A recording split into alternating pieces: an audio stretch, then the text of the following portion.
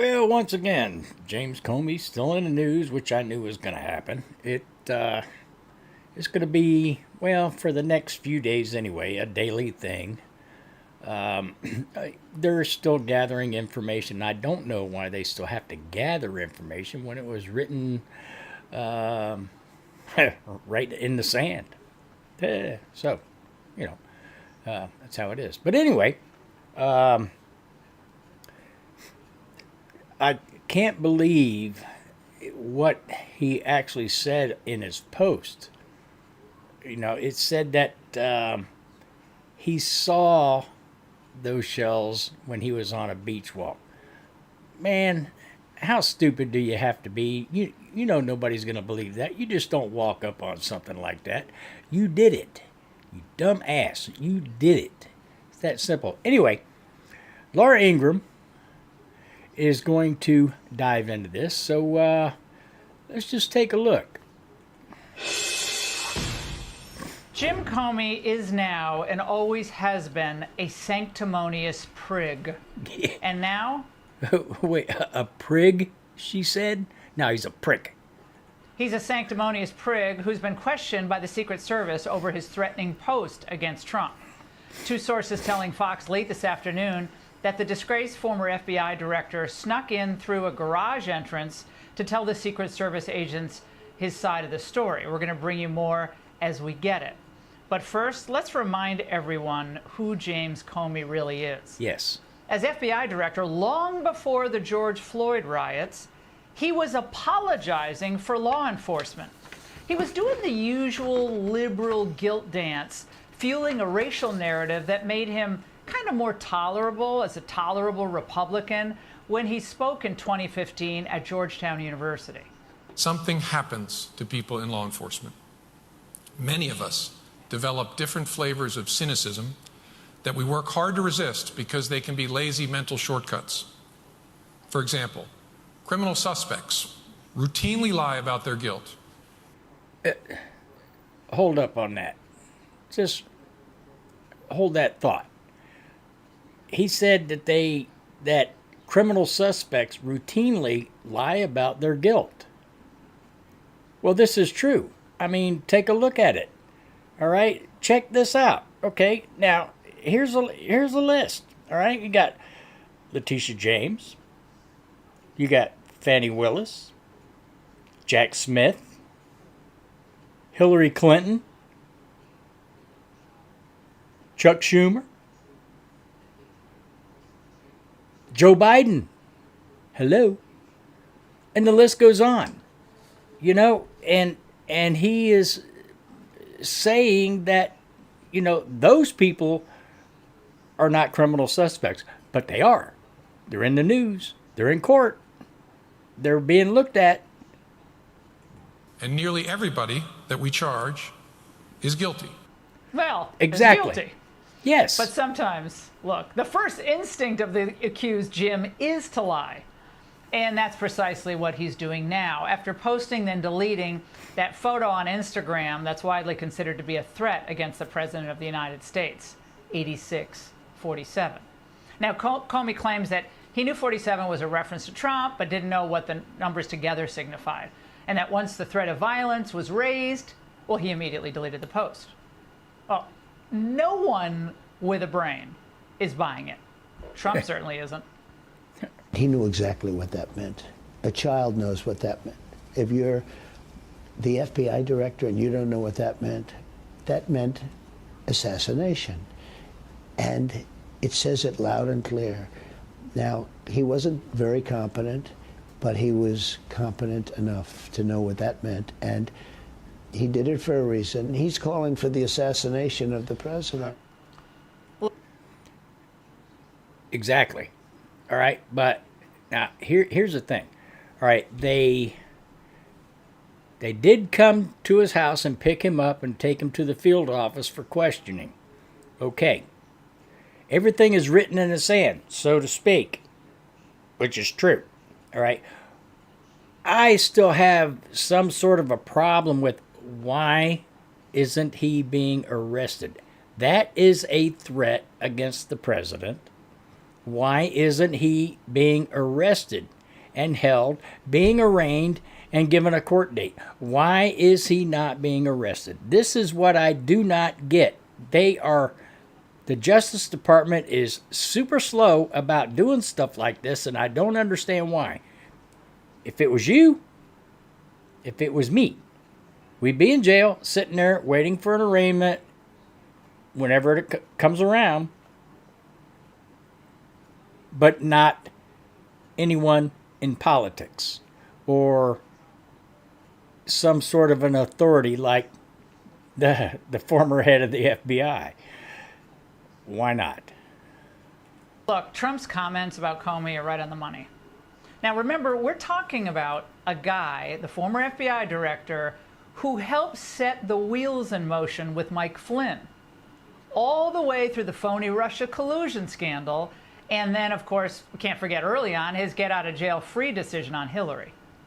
Do you think the Russians have leverage over President Trump? I don't know the answer to that. You think it's possible? Yes. I don't know whether the current president of the United States was with prostitutes peeing on each other in Moscow in 2013. It's possible. He could be wearing an ankle bracelet while accepting the nomination at the Republican convention. You could have a president who is potentially incarcerated when he's elected. Trump is the leader of a cult who has radicalized his followers, and dealing with a radicalized populace is incredible. You know, this is what gets me. The Democrats, they're always blaming the other person when they are the ones that are actually guilty. They are the guilty ones, but they want to throw the blame on somebody else to make it look like it's not them, like they're the good guys. I don't know. Incredibly challenging. That's a phenomenon we've seen in Islamic radicalism. The man has been seething about Trump from day one. He greenlit the surveillance of the Trump campaign, and he must have been fuming that Trump won in 2016. Remember the curtain video when he tried to hide from Trump when he was actually in the White House? I look, and right next to me is this blue curtain. And I'm wearing a blue suit that doesn't match perfectly, but close enough. So I'm thinking, how great is that? I got a little camouflage. And so I start moving over, and I pressed myself against the blue curtain, thinking, this is my save. This will save me from having this public embrace with the president. Why does he want to hide? Why is he trying to camouflage himself so that he doesn't have to embrace himself, so he says, with the president? Why is that? Why is he hiding? Or what is he hiding? Then he was infuriated about being fired, of course, and livid that the There you Mueller go. report was a dud. And he probably hasn't slept since Biden's disastrous debate performance. But Comey's playing with fire now. We already know that 2 people tried to kill President Trump, with one actually hitting him at Butler. And this was preceded by years of celebrities calling for violence against Trump, normalizing what is now known as the assassination culture. How dare he say the things he does? De Niro. Of course I want to punch him in the face. Right. Yes! When was the last time an actor assassinated a president? I have thought an awful lot about blowing up the White House. You know, why wasn't Madonna arrested? That's a threat. That's a threat. Why was she not arrested? Why? I don't know. Look, De Niro and Madonna and I don't know. Let's go with I don't know. But that rat hole that they live in California is it. I don't know. It's right there with New York City. It's a shithole. Okay, as far as I'm concerned. Why don't they focus on their local government for cleaning up their state, or even just the city they live in?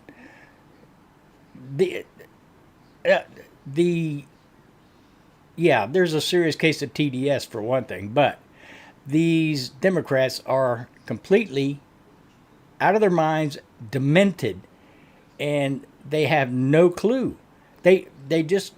They're only concerned. It's all money. Okay, the bottom line is it's all about money.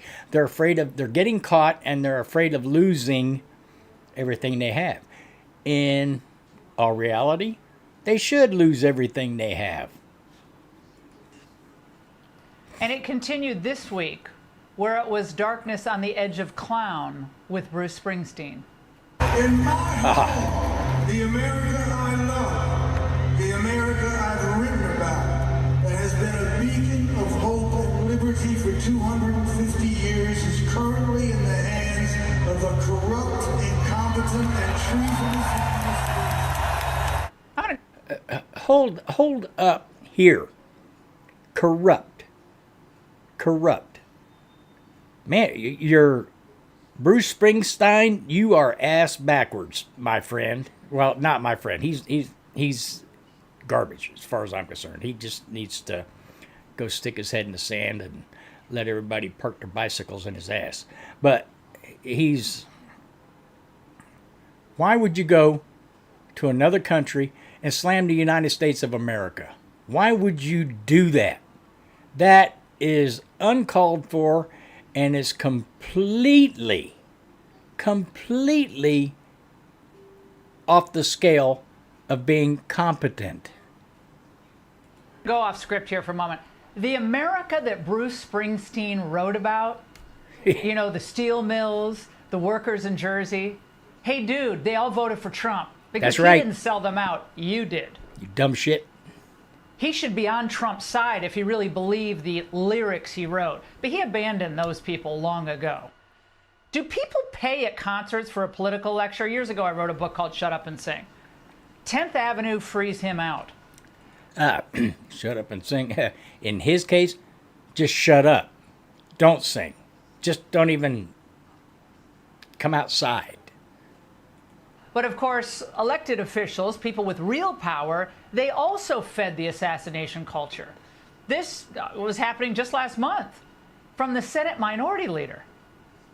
He's acting like a king, a mob boss, a wannabe dictator. He said he wanted to be a dictator on day one. It looks like he's extending it. When the founders drafted our Constitution, they feared a man like Donald Trump. Well, if Trump's a dictator, then he doesn't have too much to, you don't have too much to think about, to think, well, it's noble then to take out the dictator, right? They get that, right? So actually calling Trump Hitler and a dictator, it's always been a venal lie. They always lie because they have nothing else. But it was all made more credible to the untrained mind because of the one-man crusade that Comey led against Trump. Again, going all the way back to 2015. And as I said earlier, the Secret Service reportedly interviewed Comey today about the shell game. We're going to learn more about the potential charges in the days ahead.